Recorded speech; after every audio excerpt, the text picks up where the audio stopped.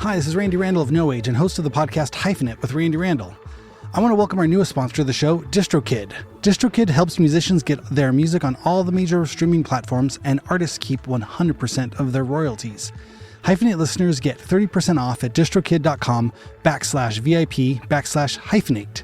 Again, that's distrokid.com/VIP/HYPHENATE. Go get your music streaming everywhere now. You can't be too cool to like Bob Marley. Maybe that should be that's the quote. If you do quotes.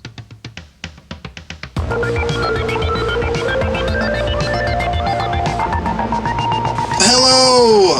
Thank you for tuning in to Hyphenate Halftime with me, your host, Randy Randall. Today is Thursday, October 10th. Oh my god. 10/10/24. This is a good one. I have my very good friend, Mr. Rudy DeAnda, on the podcast today. He is awesome and has a great story. I will let him tell it. But he is out on tour. He is out on tour right now. I am sick. I got the dad cold of the kids going around, from the school and everything else. But I'm hanging in there. But let me tell you about Rudy's tour dates. He is playing now on the road, literally tonight. If you're in Riverside, California tonight, he is playing there. If you are, let me see. Let me pull these up. I just had these here. If you are in Los Angeles, which is where I am, he'll be playing. These are all the next weekend. Oh, I'm going early. Oh, we're good here then. Okay, if he's at the 10th and you're in Chico, California, you're doing good. There we go. All right, yeah, I think he thought we were 1 week ahead of ourselves. No, I'm getting this thing out. This is perfect. So yeah, the 10/10, he's in Chico, California. 10/11, tomorrow he is in Reno, Nevada. Then on the 12th, he'll be in Oakland with the Mile High Club. And on the 13th, in Fresno with Tower District. 16th, Fox Wine Co. in Santa Barbara. October 17th at the Hideaway in Riverside. There we go, that's next week. Yeah, Paramount in Los Angeles on the 18th. And on the 19th, he'll be in Soda Bar in San Diego. And then he's doing some solo dates. October 20th in Phoenix, Arizona. October 24th, the 13th floor in Austin, Texas. October 25th, Axelrad, Houston, Texas. October 30th, Snug Harbor, Charlotte, North Carolina. Hopefully everybody's doing better after all the crazy hurricanes through there. So it'll be Snug Harbor on October 30th. October 31st, Kings in Raleigh, North Carolina for Halloween. And then November 1st, Roanoke, Virginia. And then everyone's favorite, on November 3rd, everyone's favorite venue, the Bug Jar in Rochester, New York. If you've not been to the Bug Jar in Rochester, New York, you've not lived. That is the place you want to be. Go see Rudy. He's awesome. I met him years ago. I think I first remember meeting him playing with him in Long Beach, but we probably ran into each other at the Smell and other places. But yeah, Rudy's awesome. And I'm stoked I got to catch up with him and talk with him about this new record he has out. Sounds great. And his touring band sounds like they're doing really good too. What was I going to say? Yeah, sick. Just feeling sick. I mean, I'm sure other people are out there. I'm always sure. I hate to complain about being sick, because everybody's, so there's always somebody that's got it worse. I'm not that bad. It's a cold. But I have been made aware by my wife that there is such a thing as a man cold. The man cold is just tough. I don't know why this happens only to men, or if this is just purely a sarcastic reaction. But I'm telling you, when I feel it, I'm usually pretty good. I can walk a lot of things off, get a pulled muscle, get a thing. I don't know, as I get older, maybe I get less and less of those. I'll be fine, just shake it off kind of things. It starts to go a little bit, I need to sit down. Maybe I'll get some ice. But these colds, man, definitely I'm full into man cold season here, where that one day, I'm good, just running nose, a little bit of a cough, and then just wake up and I'm dead. That's how I felt this morning. Just that feeling I can't move, my body's sore, I can't breathe. I just want to pull the covers over my head and just sleep for 3 weeks. But I did not do that. I did pull the covers back over my head. My wife was nice enough to take the kids to school this morning. I owe her for that one. But But yeah, you just get those things. They happen. I hope everybody else is doing good and not doing those things. I know I take the vitamin C. I got all the other vitamins and the B's and the A's and the D's and the I don't know whatever other kind of vitamins you're supposed to have. I take them all. I take a whole regimen of vitamins. It's supposed to help keep these things at bay. But hey, it is what it is. I'm sure I'll be fine. I'm sure the next show we won't even hear it in me. But if I sound stuffed up and on death's door, it's the man cold. I have fallen victim once again to the man cold. So beware if you have any men in your life, or if you indeed yourself are a man. The man cold is real, and it's coming for you. So be careful. I recommend staying in bed and not talking to your wife or kids or partner or anyone else, or just don't answer your phone for like 3 hours, and usually feel better. All right. Well, here's my interview with Rudy DeAnda. He's on the road dogging it right now. He's awesome. His new record's great. Go listen to it. Go stream it. Go buy merch. Rudy rules. And thanks. I appreciate it.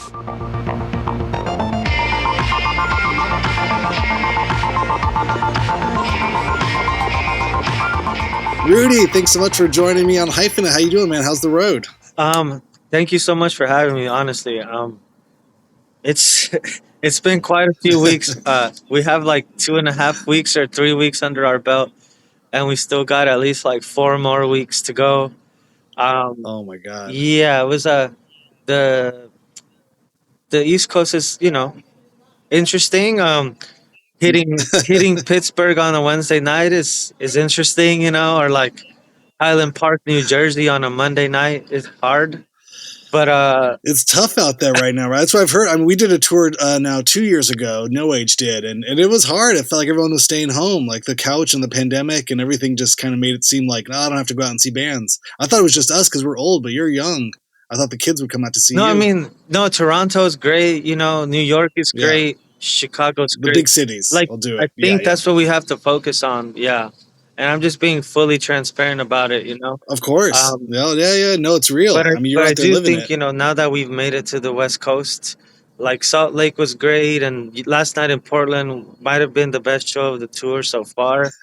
I know Portland's always an amazing show city. I feel like people are always stoked on music there. Yeah, and so tonight is Seattle. So I feel like now that we're on the West Coast, it feels like an oasis, the oasis that we've been driving to.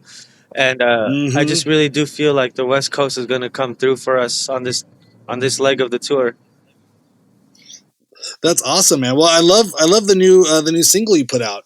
I've been following you for a while now. I love the evolution of the music you've been doing. What's how are you finding playing shows and the audiences reacting to the new music, the new sounds, new songs? Yeah,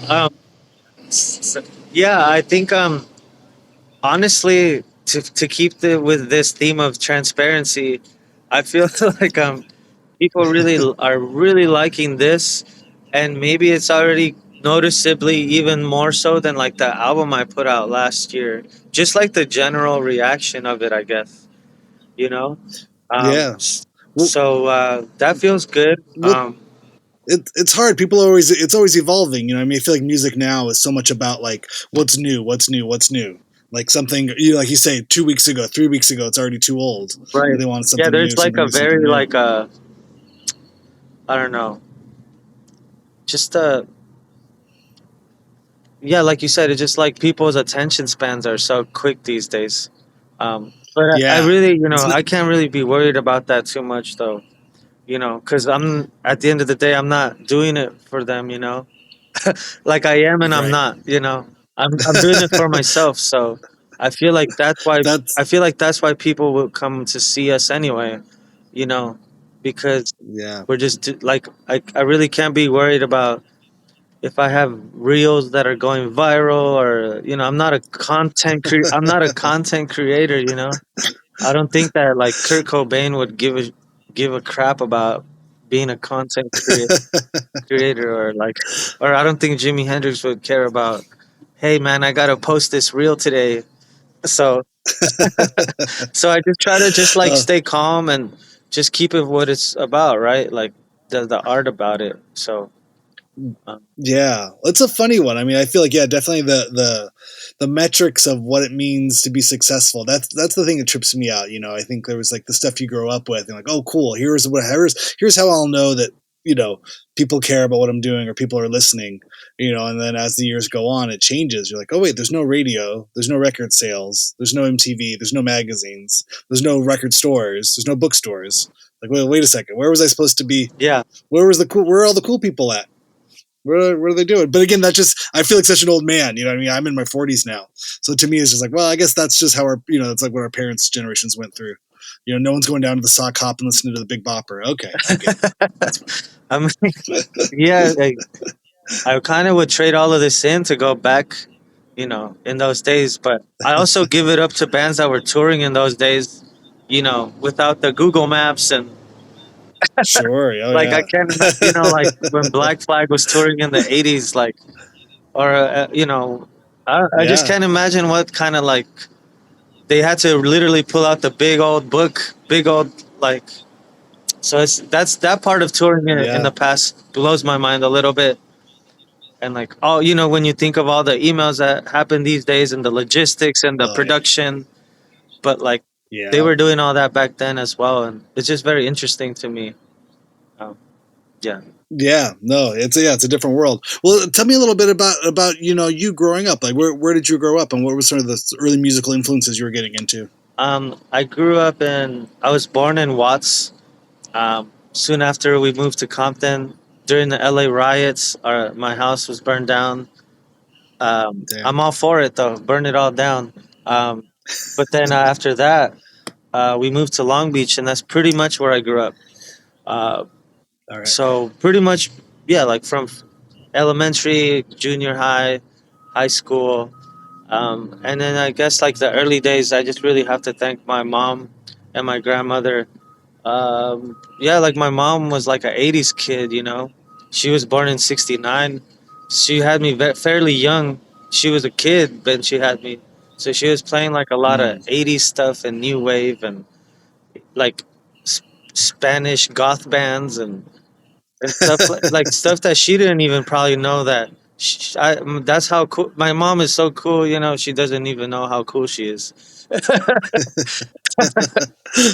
That's and then awesome. like my grandma was playing all the boleros and the baladas and the Juan Gabriel and all that kind of, and just going back and forth because we would cross to Mexico all the time to see my family. So just like all that influence, obviously, the northern Mexican sound, like, but then you mix that with Long Beach and you mix that with like Tupac, and that was like in the heyday of Death Row Records, and so I'm Hmm. just talking about like early on, like stuff that stands out. Like I've always loved Bob Marley, and like Dennis Owens. I don't know if you know Dennis Owens, but Of he's a course. Yeah. Yeah. Long Beach legend, and he always says that t- Bob Marley is the greatest hipster repellent because he's like, if someone's gonna like bash or talk trash on Bob Marley, it's like, dude, like, what are you talking about? Like, get out of here, like that dude oozed talent out of his veins, like, like you can't be too cool to like Bob Marley. Maybe that should be Oh, yeah. that's the Yeah. quote. If you do quotes, Yes. that's Yeah. I think that's the quote. So anyhow, That's amazing. No, I think the hate on Bob Marley comes from the fans. I think like a right, lot of bands and stuff. Sometimes these certain artists can get picked up by a type of a fan, right, and then the culture will sort of push back on that. Like I think Bob Marley had a bad run at least in that '90s period with like the kind of the frat boy, white dude frat boy kind of college hacky sack stoner mentality. I think that kind of ruined and no some of, or disrespect it to didn't ruin it, Sublime either, but it had a thing, right? but like Yeah, they're yeah. from Long Beach, and you know, shout out to Miguel Happel who recorded 40 ounces of freedom at Cal State Long Beach. Like, when after hours, Talk about a fan base though, it- but talk about a fan base, right? it- You know what I mean? Like those posters are still up in dorm rooms now. You can't get rid of that. yeah. So like, but I quite never identified with that type of, I guess, scene or culture. So I get what you're saying. Like, Yeah. I definitely smoke some marijuana, but I feel like I don't partake in like the culture of it. But you haven't played beer pong in a while. Is what you're trying to say. Yeah. Awesome, man. So growing up, kind of getting into music. Did you start playing guitar? Did you take lessons? Were you jamming with friends? Like, what were some of those early bands like? I'm so an uncle's girlfriend. He was at work, but I was with my grandma. She told um, she told her she was taking me to the movies, but she took me to a show instead. And I was 12 years old, and it was like an all ages Nice. show. And then I feel like the rest was history. The next week, she told my grandma she was taking me to a movie again. She's still my aunt to this Uh day, and I love her very much, my tia Cristina. But she was into like Smashing Pumpkins and like that's what right when OK Computer came out. So the sound of those bands was kind of on that level.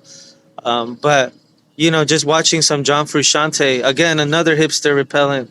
I don't care what you have to say about John Frusciante. Like, just go through that man's discography of his solo art. oh yeah. It's incredible. Oh yeah. It's absolutely incredible.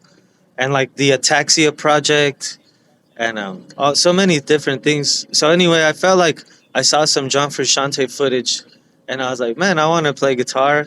But I was like 12, and by the That's a time we were perfect age. 14, we were in my garage, and we didn't know what we were doing, but we started a band. That was the important part. And then luckily I met friends. I feel like that's probably around the time I even heard of probably about no agent stuff, because we started going to the Smell. We started playing all these like house shows, and we were playing with Abe Vigoda, and we were playing with like Joyce Manor in the early days, and you know, uh, just Yeah. like I mean, Crystal of Antlers. course, You're yeah. probably up Shout in out the to sea. Chris Yeah, yeah, yeah. Islanders. But even before I met those guys, though, because this was like the Death Bomb Arc era, Oh, and sure. like Yeah, that yeah. kind of Brian stuff. And Miller. I was like, I met all the kids from all the other high schools in Long Beach, and we all started a band together, even though we all went to different high schools. And like one of Raymond Pettibone's man's Victor Gastelum, he did a Calexico album cover. When I was 17, he did our band's first album cover because he was my friend's teacher. So we respected like the whole SST records shit, and like I'm just blessed that my friends like put me onto like Captain Beefheart and Sonic Youth, and honestly the rest was history, and then that just lined up with my youth, and like there was a huge noise scene going on in LA at the time, and like Rainbow Blanket. I don't know if you remember those guys. Oh, of course. I feel Yeah. like I Jeff saw Rainbow Witcher. Blanket, and my life Yeah. was, The Witcher I don't know, brothers. they just kind of blew my mind. Uh, and like at that Yeah. point, the walls were burst open for me because it's like there's no rules, and like seeing like Yeah. early Mars Volta days, Ike saw us running around Long Beach as little kids and would always give us records, and then once we were old enough, he saw us at a bar in Long Beach, and he's like, "Hey man, I want to produce your next record." And honestly, if it Man. wasn't for him, like after that band broke up, my old band, we were called Wild Pack of Canaries. I was just like probably the last one to give up on it. I really wanted it. I thought something was gonna come of it. And then Ike calls me up and he's like, "Hey man, uh, well I heard you have your own batch of songs, so like we should record them. Pick your 5 favorites and we'll do it at my house." And he had like an old Tascam at 4 track. And then once we recorded like his old Roland 78 and some guitars, we took it to the Compound Studio, and then his brother Brandon Eugene Owens added some stand-up bass on some songs, and then when we were done, he was like, "All right, so Rudy DeAnda, right?" I'm like, "No, I'm not gonna call this Rudy DeAnda." I'm like, "What are you talking about?" Because I always hated the band name Wild Pack of Canaries, and so this was my time to redeem myself having a stupid band name. And so he's like, "No, you're Rudy DeAnda." And then I was like, "No way, dude! Like that sounds too conceited. Like people are gonna think I'm an asshole. Like he's like, "No, it already sounds like a band name." He's like, "You're Rudy DeAnda." And then I just like sat there on the couch in the studio for a second, and just after like 5 minutes of silence, I was like, "All right, man, I guess I'm Rudy DeAnda then." And so if it wasn't for him, I don't even know if I'd really be doing the certain path I'm doing right now, and he never got to hear even the test pressing of it. Um, he Damn. told me to send it to his new house in Nashville where he had just moved, and he never made it back from his trip in Mexico. So, yeah, but so thanks to that man, I'm so honestly. sorry. Yeah, Wow. he's like a big brother to me, and he would always be like, "Hey man, I'm making some dinner, like come hang out and let's watch." Like he used to love watching like those hip hop beef videos and like drink Fernet and like make pasta. I'm like, shit, like let's smoke some spliffs, let's have a good time. So yeah, only great memories, I guess. But I think I That's so kind of cool. summarized my musical life in those last few minutes there. Yeah, no, it's great. I didn't know any of these stories. That's why I always love this podcast. I feel like most of the time, any conversations you have with people, you're just kind of shooting the shit and catching up. But I was thinking about like my wife always asks, "Oh, who is this person? Where did they go to school? What do they do?" I'm like, I never have those conversations. Right. I never ask people about their life. You know what I mean? It always just feels too awkward. You just hang out. But now you put microphones up in a podcast, and they're like, "Oh, okay, tell me about your life." Right. It's nice. You learn. And So I much don't more know if about this people. happens to you though, but it definitely happens to me. I'm so terrible at conversations at a show. Like Oh, it's hard. my mind's not there. Like I don't want to be rude. Like, and then some people really, obviously just want to engage a little, but I'm just terrible at like conversations at shows. Does that happen to you? Oh, all the time. Well, it's especially, it depends if it's before or after. Like before, I'm usually just kind of going through the steps into my head, making sure everything's, did I plug everything in? Is everything loaded in? Where's my stuff? Am I going to get robbed tonight? Where's everything at? That kind of feeling. I'm just kind of walking through the paces, getting ready for the show, trying not to get too distracted. And then after the show, I'm usually so worn out, and it's just, people really want to talk, and especially, like I say, like I'm old, and so people from like decades ago will come up and be like, "Oh, remember that time of this thing?" And I'm like, I don't. I'm covered in sweat right now. I'm tired. I'm tired and sweating here. Like I don't know. I got about 30 seconds. Like yeah, maybe I remember that shit. I don't remember anything. Sorry. Like it's good to see you though. Right. Yeah. I always try to hang out at the merch table after the show because at least that gives me like a purpose. I'm there to sell T-shirts. If people want to say what's up, that's cool. But mostly it's like if you want to buy something, I'm here. What's up? We'll give high fives, fist bumps. But if we're not buying stuff, keep moving because that's what I'm here for. Yeah. I'm at work. Yeah, It's like exactly. someone coming by to say what's up at work. Like, yeah, I'll say what's up, say hi, but I can't. I don't have 45 minutes to talk about that time when we were kids. Right. Let's catch up another time. No. Yeah. Yeah, but it's cool. I remember the one thing that when we played with you all in Long Beach, the Captain Beefheart vibes definitely were there. I think I was picking up on that. I remember really being blown away. I forget who all was in the group. I think it was a woman bass player. Yeah. Shout out to Lily Stretz, my original bass player. She's still doing her thing. Her dad Corey Stretz he's the bass player for JFA. And he even had a stint in the Vandals, I think, at some point. All right. But she was born with a bass in her hands, And she's like a huge she ripped. Thin Lizzy fan, and Black Sabbath fan. So she's a rocker by nature. I miss playing with her. I think in a lot of like the last tour I did before pandemic with Habibi, literally right before the pandemic.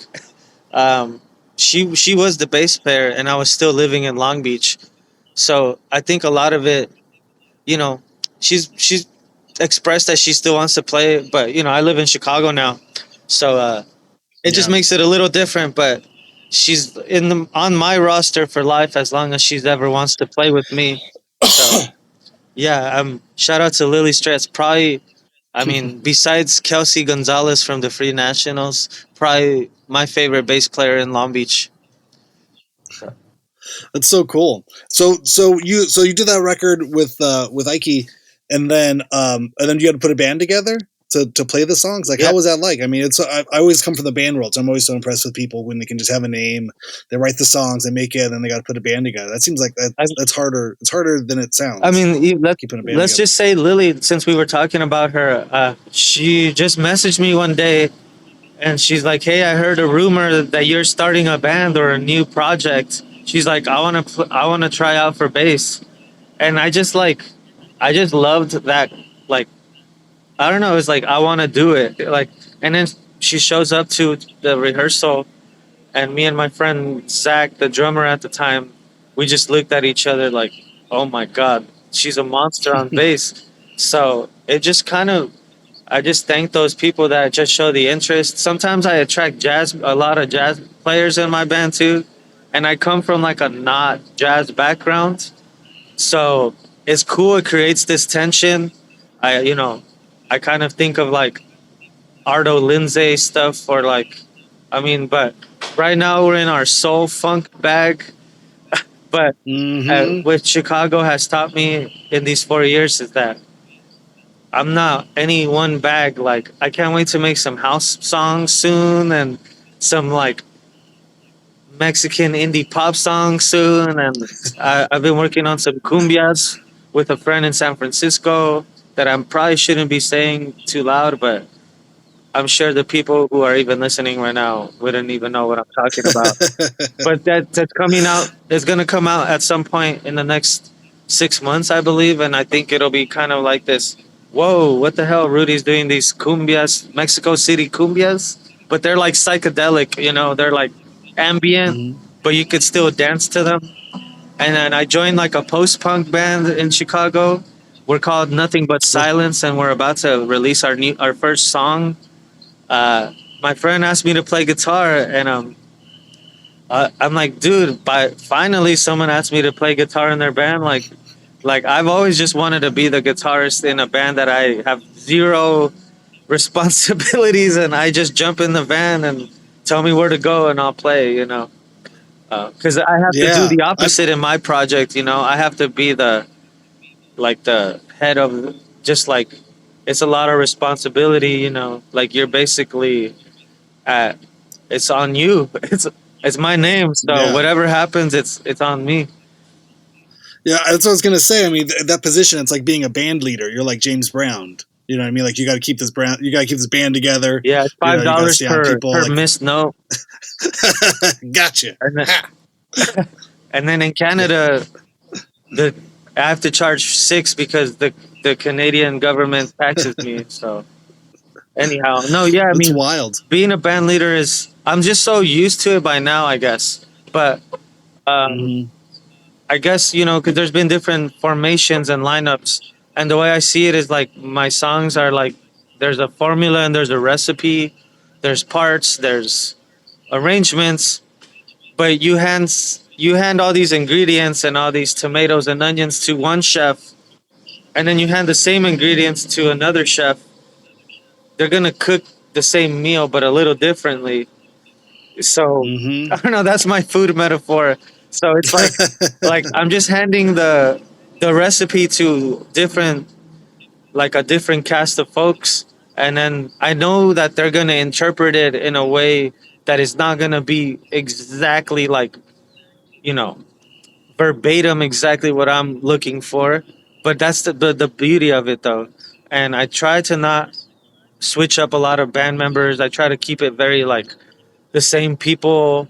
Um, I feel like it's been going in like 2 year, 3 year, uh, like windows where, and it's kind of, I get it. I'm like, yeah, dude, I get it. You don't always want to play for Rudy DeAnda. Like, you have your own life, you have your own dreams and goals, and you probably like about to get married. I don't know, like you have to do your own thing. So it's almost like it's the Rudy Day and the brotherhood, I guess, because a lot of those people are friends too, and have created friendships through just meeting through my band, and have gone to form their own projects, or like. But again, I try to keep that circle small. You know, like I don't like, obviously. I mean, I have met friends.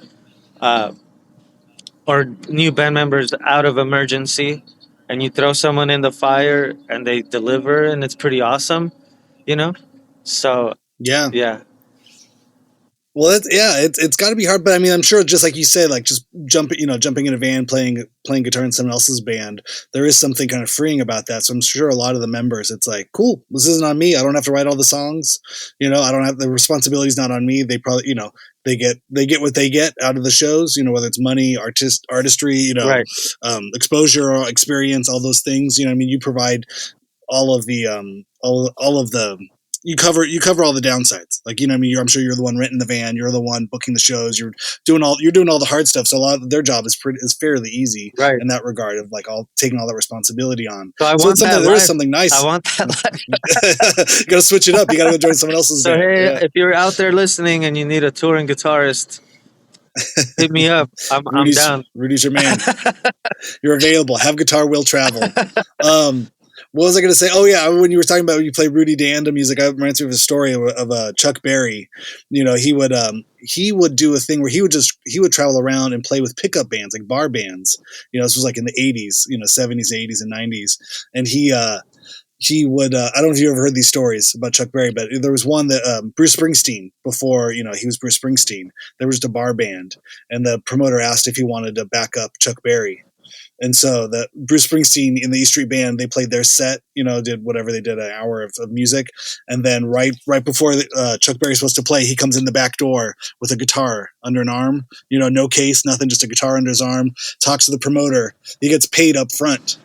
And he gets an extra $100. And if the band is good, he said he'll give the $100 back. If the band and the equipment are good, he'll give that $100 back. But he takes it as a deposit. If the band sucks and the equipment sucks, he's going to keep that extra $100.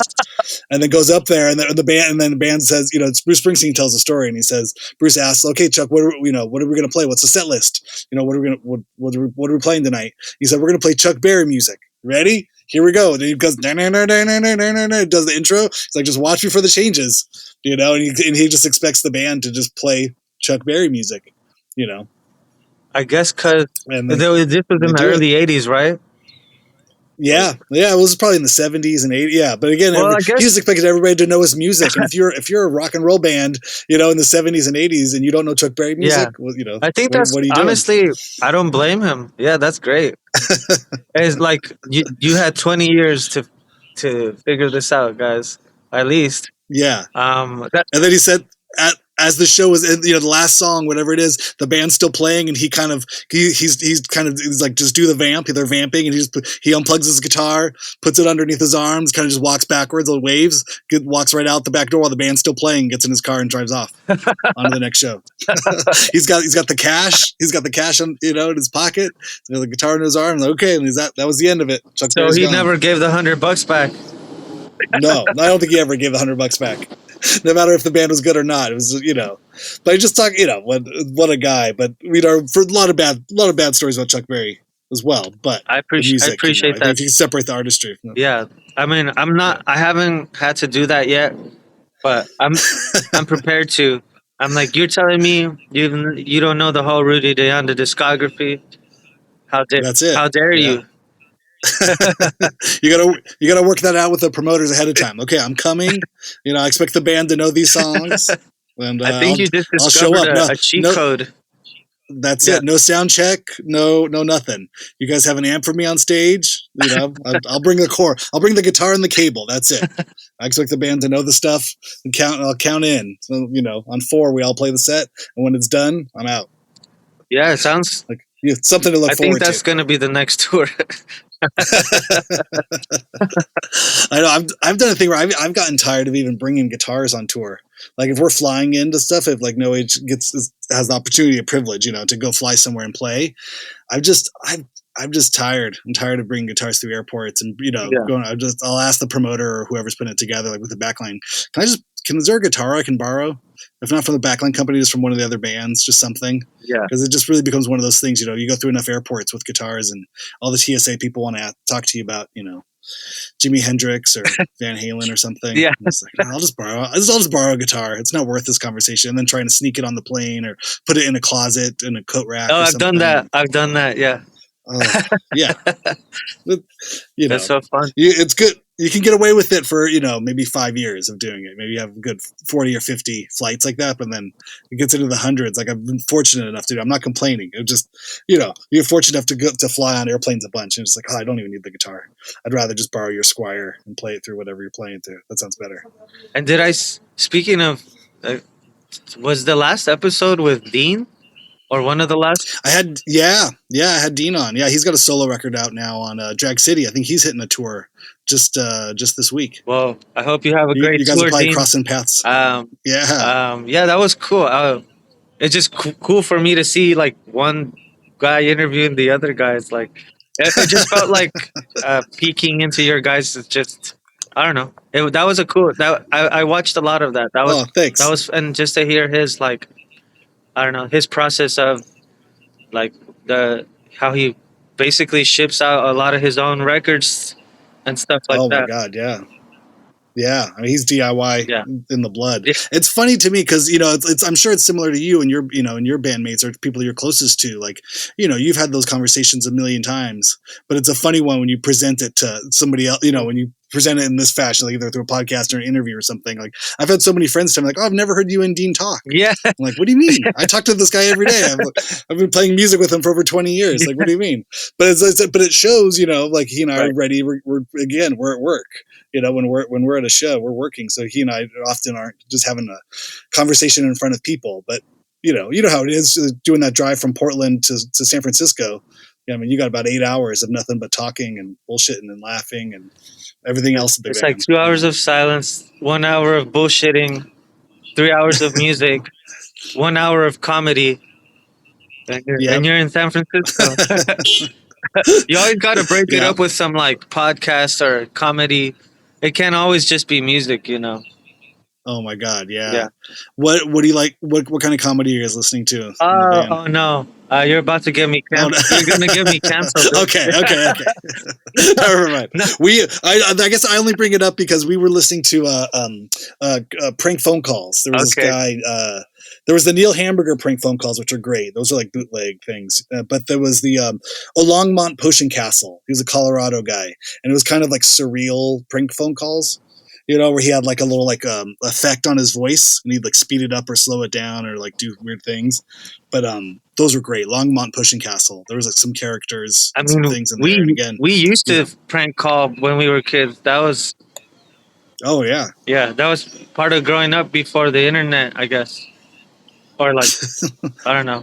We would just look through the yellow book and just call random numbers. Did you have a character, or what was your best? Or what do you remember? Was the good setup for a prank call?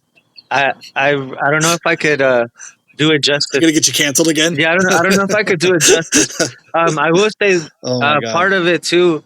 Because we would rehearse in my friend's like bedroom, and there was like a church group downstairs, like doing their sermons in this like little office space or something, and we would grab the 15-watt guitar amp and hook it up to a microphone and start yelling like "Satanas, Satanas," and try to like disrupt their service, I guess. So maybe I'm going to hell. I think it's okay. I think it's the time lapse. I'm sure. Say 5 Hail Marys and you'll be fine. That's the best part about Catholicism is we have forgiveness. I grew up Catholic as well. And just say you're sorry. So you get it. Like you can mess up and then just say I'm sorry. Oh, my bad. Good. Here's a couple Hail Marys. I've gone through enough confessions as a kid. I mean, I would have to make up a lie, and then I'd say, "Oh, I cheated on my test," and then the next one I'd say, "Oh, I lied," and okay, that was it. Those are my 2 things I did bad. Like I couldn't, what I mean? Like try to teach I don't know when first confession. I think for us it was 2nd grade. So was that like 7, 8 years old? I'd have to try and make up like why I'm a bad person. Like I don't know, I'm a kid. I don't think I'm a bad person. Like Yeah, I knew really quickly on that. I guess religion or organized religion was just not for me, but luckily my parents respected it and I was a lost. That's nice. I was a lost cause. Well, yeah, music's your religion. That's I think. But then after they saw how I was turning out, though, my brother and sister definitely went to like the Oh, you were the oldest, yeah. So so they they yeah. definitely went through the whole process and did their communions and all of that stuff thanks to me. So you Confirmation. yeah. Yeah. So There you you're go. welcome, guys. Catechism. So Yeah. Well, you saved them. Your sins saved the rest of the siblings. Um, cool, man. Well, I'm excited for you for this tour and for this record. Um, what shows do you have coming up? I know this will probably I can get this up on Thursday, right? there's You're oh playing down perfect. here in LA That's soon. Yeah. amazing. Well, if I mean, this is Thursday when everyone's hearing hey this. Hi, Thursday, everybody. This is what's Thursday. up Yeah. Thursday? Yeah. So if this is Thursday, then tomorrow we are playing the Paramount Theater in Boyle Heights. Um, Nice. and if you are in LA, you should definitely try to come out to that. If you are in Riverside right now, we are probably sound checking and we're playing at the Hideaway Cafe in Riverside. That just got, I think, repurposed and stuff by the Penrose Records crew. Yeah. And if for some reason you're in San Diego on Saturday, we're playing Soda Bar on this Saturday. So yeah, I would love to if you heard this episode and you came out, be based on this, come say hi and yeah, I'll hook you up with something. Randy, Yeah. Randy will hold me to it. Yeah. Come, yeah, you have to give a secret word. You have to say, I don't know Hyphenate. what say hyphenate, Yeah, and then that way you'll know that you came from the show. I wanted to hit real quick though. So yeah, you mentioned moved to Chicago. I mean, Chicago's got a deep music history. Obviously, there's tons of great bands and studios and everything came out of there. But I was always impressed, from just being on tour to the Mexican American community and even South American community in Chicago is deep. I think a lot of Food people is don't good. realize that. But we have Yeah. the second biggest Mexican community in the U.S. in the most concentrated area. I know people would maybe be surprised by that fact, and like I think the difference is that Texas is just more spread out. But if you I see. took Yeah. Houston, it doesn't have more Mexicans than Chicago. If you took San Antonio, just the city, it doesn't have more Mexicans than Chicago. So that is kind of crazy. And of course, yeah, like I have so many South American friends in Chicago. I probably speak way more Spanish in Chicago than I ever did in Long Beach, which is kind of insane. And yeah, I live in like a I believe it. I believe I live in like kind of the more old school Mexican neighborhood in the heart of the city. Not it just happened that way. I didn't plan it that way, but I got uh, an old photographer, band photographer, kind of grandfathered me down their spot as they left the city, and I just got really lucky. Um, Nice. but yeah, I mean, here's the controversy of this episode, and I'm willing to if someone wants to try to flame me, you know, I'm a I'm a first generation Mexican American that grew up eating my mother and grandmother's food, but I really do think that Chicago has something to say to LA about who's got the best Mexican food in the country, and that's coming from someone who is from LA, and that I'm still a Dodgers fan, still a Lakers fan. I'm a LA cat for life, but Yeah. LA, Chicago has something to say about the Mexican food. It's like there's some the traditional stuff is amazing, and we have so many tortillerias everywhere, which is like you could smell the Now I'm getting hungry for lunch. All right. and yeah, but the new wave kind of third wave like second generation chefs now that are popping up in Chicago, it's like reminds me of like the culinary like levels of Mexico City. Like I love going to Mexico City. I am like a bit of a foodie myself, so but I just happen to be lucky to have been born into this cuisine, I guess. So anyhow, yeah, if you're in Chicago, guys, don't sleep on the Mexican food out there. It might blow your mind a little bit. Oh my God, it's so true. I remember on those first tours, I mean, me and Dean, growing up in Southern California, a lot of Mexican food, obviously, and you get out of Southern California, you start going north, and it gets sketchy. You know what I mean? There's a lot of really bad Mexican food. It's like you get Taco John's or these kinds of things. Oh my God, that triggers me. Potato olays. You have no idea how stuff. much that triggers me. Seeing those types of places.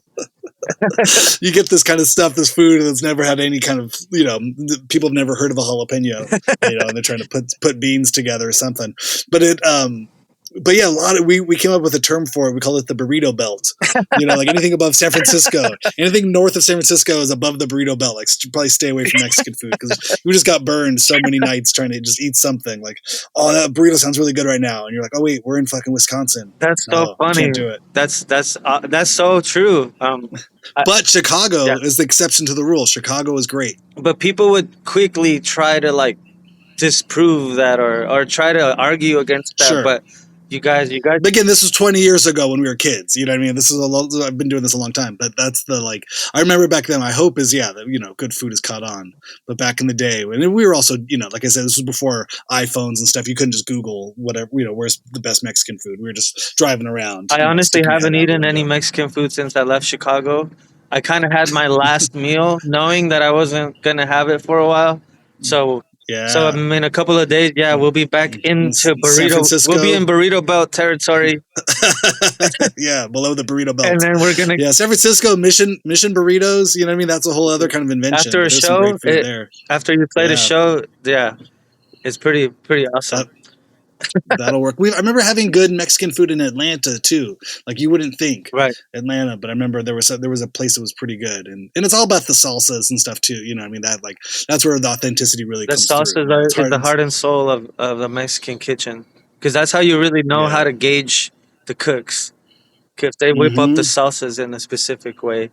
But yeah, I think it's one of my goals in life is to be some type of ambassador, it's my martyrdom is to try to talk to just to explain and to people that Mexican food is not like a taco dinner plate with lettuce and cheese and tomatoes. I feel like it's such a big country that we have so many different types of styles and cuisines that I literally just want to help educate people about it, because there's so much to really, really dig into, I guess. Even for someone who grew up there or was born there, you probably, for instance, Yucatan style versus Monterrey, Chihuahua style food is two different ballparks entirely, or Oaxacan food, but I could keep going on and on about that. So no, it's the truth. I forget, it's one of those things too. I think, people that didn't grow up in Southern California like us, it's not it doesn't seem as common as a thing. But even for my kids, I got little kids now, and I mean, we have burritos 2-3 times a week. That's just how I grew up. It was burrito next is it's your pizza. There's a pizzeria. There's burritos. You can get hamburgers, whatever. But it's all the same. But I prefer we're eating some kind of Mexican food at least 2-3 times a week. It's seeped its way into it's everywhere. Yeah, it's seeped its way into American culture, and it's awesome. And I mean. And it's not just one thing too. It's there's the cheap, kind of fast food Mexican food. Then there's the nicer sit down, Mexican food places. And there's there's the Sunday after church Mexican food places. Or there's there's so many different kinds of Mexican food in that regard that it's when I'm getting at, that was one of the big things for tour and traveling a little bit. It's just there's no Mexicans here. Okay, well, look in the back of the kitchen. They're going to be somewhere. They're here somewhere.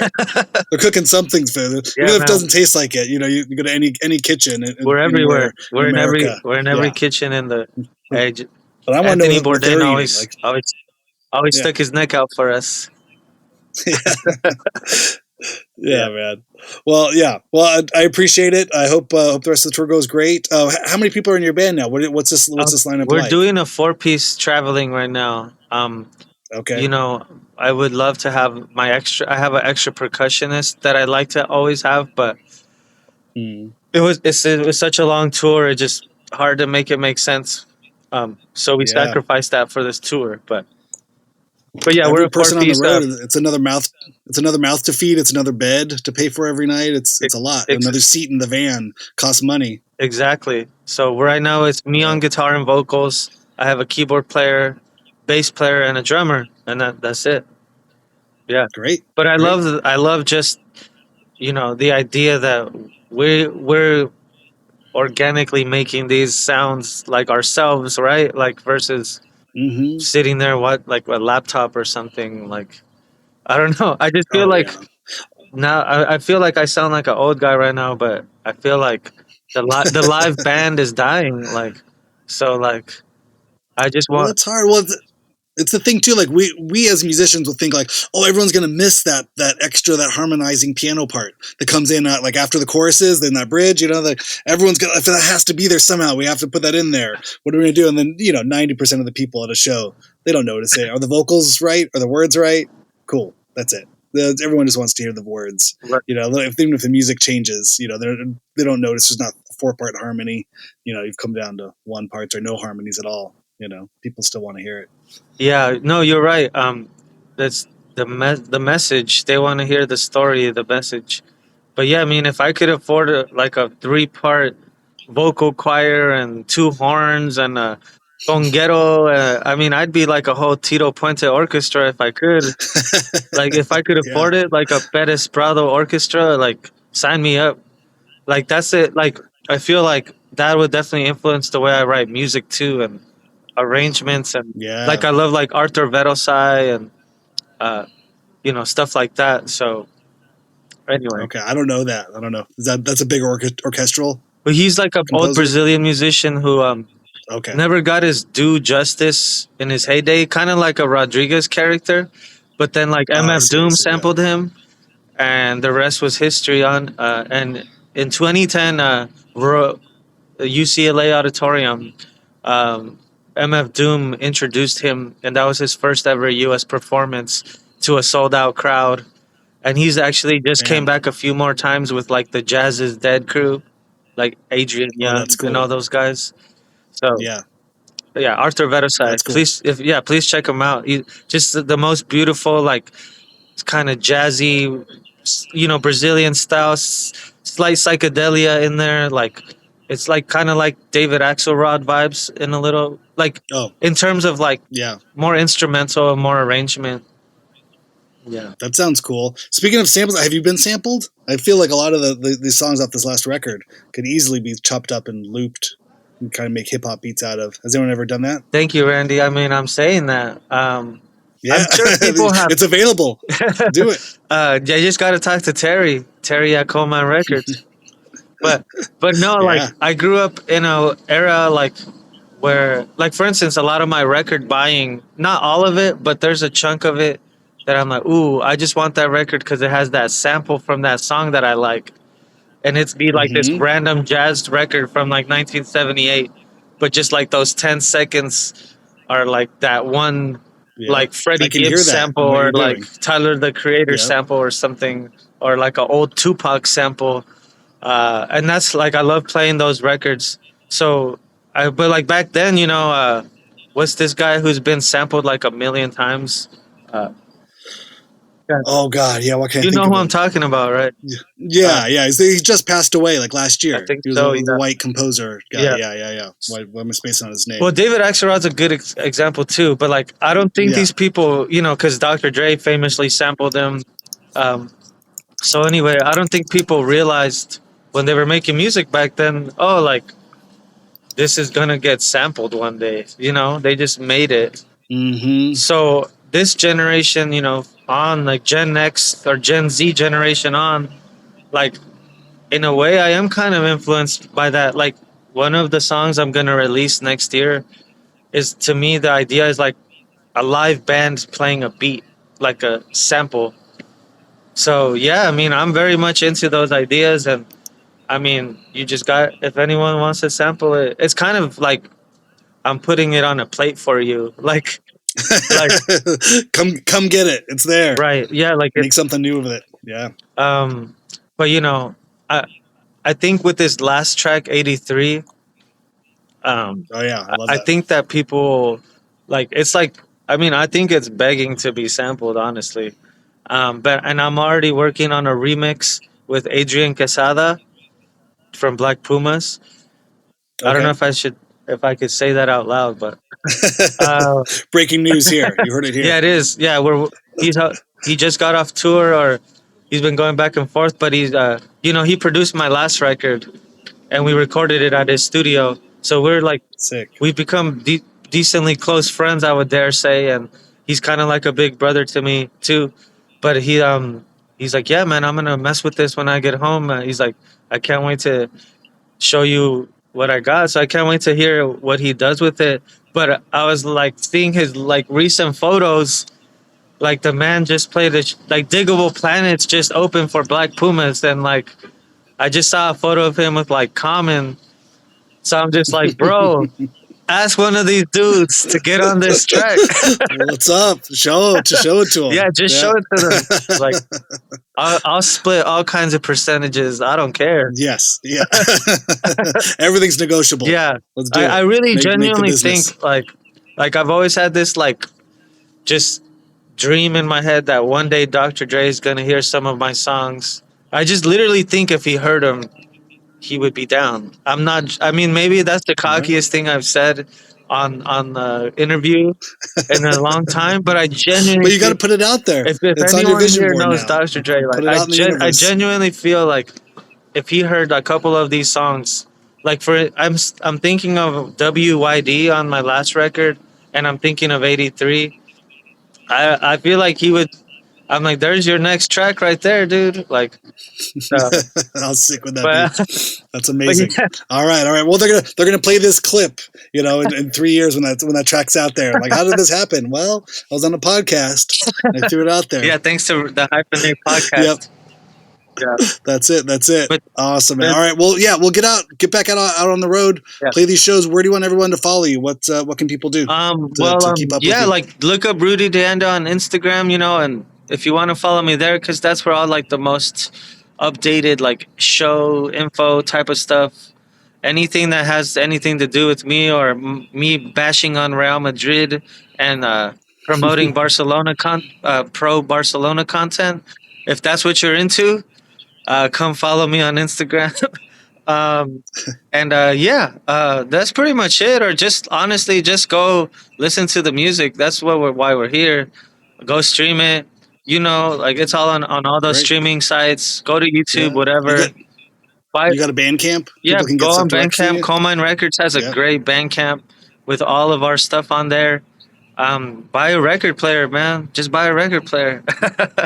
No, but seriously, thank you, Randy. That's it. The art looks good too. Just buy it as a piece of art. You put it up on your wall. Yep, it looks good. It's awesome. All right, man. Of course. So have a great run. Thank you. We'll see you in the near future, hopefully, in real life. Yeah, sounds good. Awesome, man. I'll see you. Bye.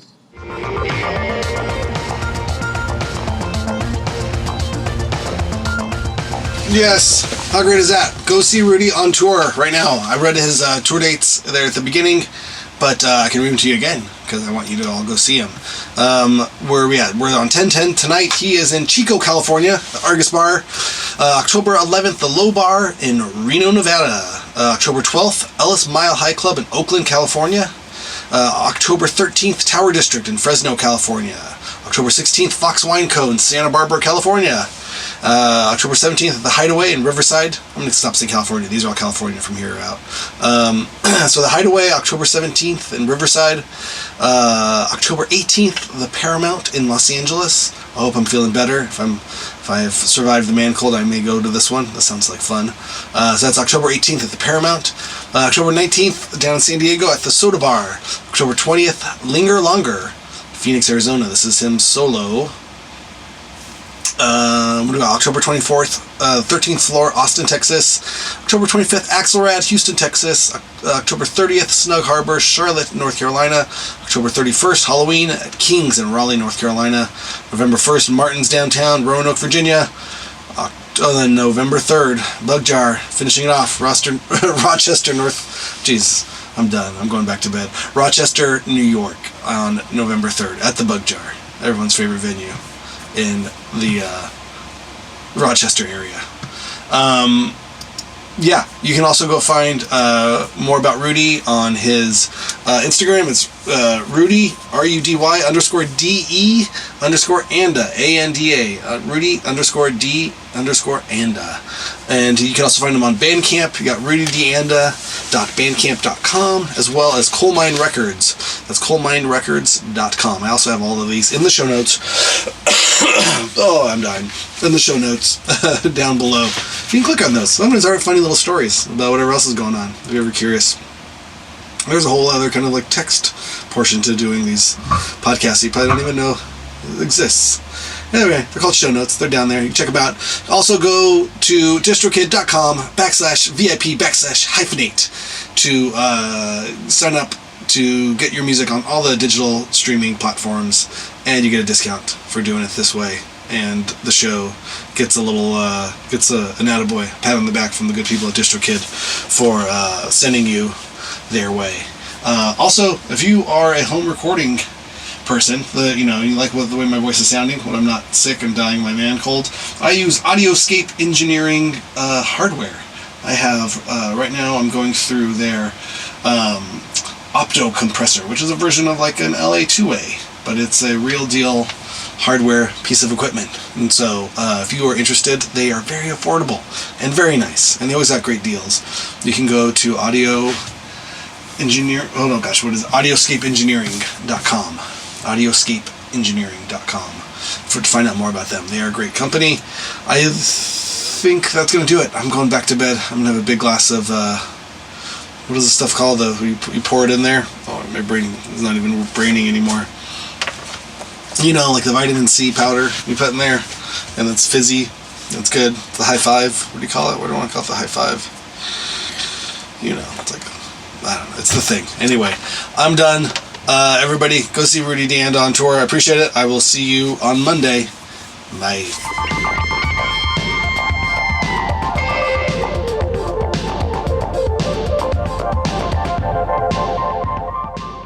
All right, man. I guess I'm Rudy DeAnda then.